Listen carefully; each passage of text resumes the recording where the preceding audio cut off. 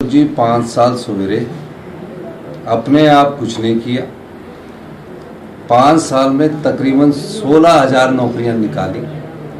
उसमें से जितनी भी नौकरियां निकली वो जीओआईटी की जो थे वो हाई कोर्ट में फंस गए, फिर सुप्रीम कोर्ट में फंस गए। हमने उनके समय की जो नौकरियां थी उनको भी कोर्ट से जीता, सुप्रीम कोर्ट से जीता। और निश्चित तौर पर हमने 1 साल में 22,000 नौकरियां निकाली। तो जयराम ठाकुर जी को वो नज़र नहीं आ रहा कि आपने 5 साल में 16,000 नौकरियां निकाली और हमने 1 साल में 22,000 नौकरियां निकाली है। और निश्चित तौर पर मैं कह सकता हूं कि जयराम ठाकुर जी, आप बताइए, आपने हिमाचल के हित में कौन से अधिकार की लड़ाई लड़ी?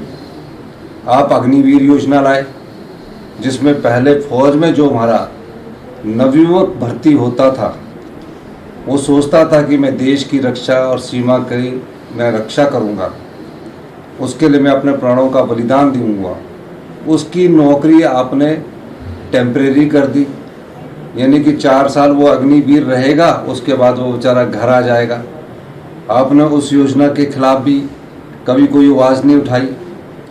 और जब आपदा आई तो उन सांसदों से भी पूछा जाना चाहिए, तीनों सांसदों से, कि आपदा हिमाचल प्रदेश में जिन्होंने 22,000 परिवारों को उजाड़ कर रख दिया जिस आपदा ने, उसके लिए आपने कोई स्पेशल रिलीफ पैकेज की कोई बात नहीं की।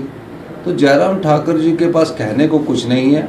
आजकल वो उनको यही कहना है क्योंकि उन्हें विरोध के लिए विरोध करना है। कंगना हिमाचल की बेटी, इसमें कोई दो राय नहीं है। कंगना के पिताजी जो थे वो भी कांग्रेस के जनरल सेक्रेटरी रहे हैं। और निश्चित तौर पर कंगना पर किसी भी प्रकार की कोई आपत्तिजनक टिप्पणी ना तो हमारे युवा प्रत्याशी विक्रमादित्य सिंह जी ने की है और ना ही किसी नेता ने की है। कंगना की बातों का जवाब हमारे लोग दे रहे हैं, तो उन्हें सोचना चाहिए।